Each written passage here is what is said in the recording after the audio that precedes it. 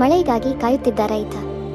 ಕರ್ನಾಟಕದ ಒಂದು ಸಣ್ಣ ಹಳ್ಳಿಯಲ್ಲಿ ರಾಮಪ್ಪ ಎಂಬ ರೈತ ಬದುಕುತ್ತಿದ್ದ. ಅವನಿಗೆ 2 ಎಕರೆ ಜಮೀನು, ಒಂದು ಹಳೆಯ ಮನೆ, ಹೆಂಡತಿ ಲಕ್ಷ್ಮಿ ಮತ್ತು ಓದುತ್ತಿದ್ದ 2 ಮಕ್ಕಳು. ಅವನ ಬದುಕಿನ ಆಶೆಯೆಲ್ಲ ಆ ಜಮೀನಿನ ಮೇಲೆಯೇ ನಿಂತಿತ್ತು. ಆ ವರ್ಷ ಬೇಸಿಗೆ ತುಂಬಾ ಭೀಕರವಾಗಿತ್ತು. ಆಕಾಶದಲ್ಲಿ ಮೋಡಗಳು ಕಾಣಿಸುತ್ತಿದ್ದರೂ ಮಳೆ ಮಾತ್ರ ಬರಲಿಲ್ಲ. ಪ್ರತಿದಿನ ಬೆಳಿಗ್ಗೆ ರಾಮಪ್ಪ ಆಕಾಶದತ್ತ ನೋಡುತ್ತಿದ್ದ. ಇವತ್ತು ಆದರೂ ಮಳೆ ಬರುತ್ತದೆಯೋ ಎಂದು ಅವನ ಮನಸ್ಸು ಬೇಡಿಕೊಳ್ಳುತ್ತಿತ್ತು. ಬೀಜ ಖರೀದಿಸಲು ಅವನು ಸಾಲ ಮಾಡಿಕೊಂಡಿದ್ದ. ಗೊಬ್ಬರ ಕೂಡ ಸಾಲದಲ್ಲೇ ತಂದಿದ್ದ. ಟ್ರ್ಯಾಕ್ಟರ್ ಹಣ, ಬೀಜದ ಹಣ, ಮನೆಯ ಖರ್ಚು ಎಲ್ಲವೂ ಅವನ ಹೆಗಲಿನ ಮೇಲಿತ್ತು. ಒಂದು ದಿನ ಅವನ ಚಿಕ್ಕ ಮಗ ಶಾಲೆಗೆ ಹೋಗುವ ಮುನ್ನ ಕೇಳಿದ, ಅಪ್ಪ, ಈ ವರ್ಷ ನನಗೆ ಹೊಸ ಬ್ಯಾಗ್ ತರುತ್ತೀರಾ? ರಾಮಪ್ಪ ಮುಖದಲ್ಲಿ ನಗು ತರಲು ಪ್ರಯತ್ನಿಸಿದ. ಖಂಡಿತ ತರುತ್ತೀನಪ್ಪ ಎಂದನು. ಆದರೆ ಅವನ ಕಣ್ಣಿನಲ್ಲಿ ನೀರು ತುಂಬಿತ್ತು. ಮನೆಯಲ್ಲಿದ್ದ ಹಣದಿಂದ ಅಕ್ಕಿ ತರುವುದೇ ಕಷ್ಟವಾಗಿತ್ತು. ದಿನಗಳು ಕಳೆಯುತ್ತಾ ಹೋದವು. ಬಿತ್ತಿದ ಬೀಜಗಳು ಮಣ್ಣಿನೊಳಗೆ ಒಣಗಿ ಹೋಯಿತು. ಹೊಲದಲ್ಲಿ ಬಿರುಕುಗಳು ಬಿದ್ದವು. ಹಸಿರಾಗಿರಬೇಕಾದ ಜಮೀನು ಬೂದು ಬಣ್ಣಕ್ಕೆ ತಿರುಗಿತು.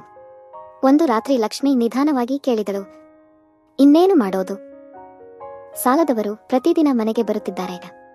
ರಾಮಪ್ಪ ಮೌನವಾಗಿದ್ದ. ಅವನಿಗೆ ಉತ್ತರವೇ ಇರಲಿಲ್ಲ. ಮುಂದಿನ ದಿನ ಬ್ಯಾಂಕಿನ ನೋಟಿಸ್ ಮನೆಗೆ ಬಂತು. ಸಾಲ ತೀರಿಸದಿದ್ದರೆ ಜಮೀನು ಜಪ್ತಿ ಮಾಡುತ್ತೇವೆ ಎಂದು ಬರೆಯಲಾಗಿತ್ತು. ಆ ಪತ್ರವನ್ನು ನೋಡಿದ ರಾಮಪ್ಪನ ಕೈಗಳು ನಡುಗಿದವು. ಅವನು ಹೊಲದ ಮಧ್ಯೆ ಹೋಗಿ ಒಂಟಿಯಾಗಿ ಕುಳಿತ. ಬಿಸಿಲು ಸುಡುತ್ತಿತ್ತು. ಒಣಗಿದ ಬೆಳೆ ಗಾಳಿಯಲ್ಲಿ ಅಲುಗಾಡುತ್ತಿತ್ತು. ಈ ಮಣ್ಣಿಗಾಗಿ ನಾನು ಜೀವನವನ್ನೇ ಕೊಟ್ಟೆ. ಆದರೂ ನನ್ನ ಮಕ್ಕಳಿಗೆ ಒಳ್ಳೆಯ ಜೀವನ ಕೊಡಲಾಗಲಿಲ್ಲ ಎಂದು ಅಳತೊಡಗಿದ. ಆ ರಾತ್ರಿ ಮನೆಗೆ ಬಂದಾಗ ಮಕ್ಕಳು ಹಸಿವಿನಿಂದ ಮಲಗಿದ್ದರು.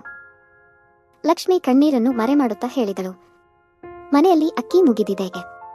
ರಾಮಪ್ಪನ ಹೃದಯ ಒಡೆದಂತಾಯಿತು.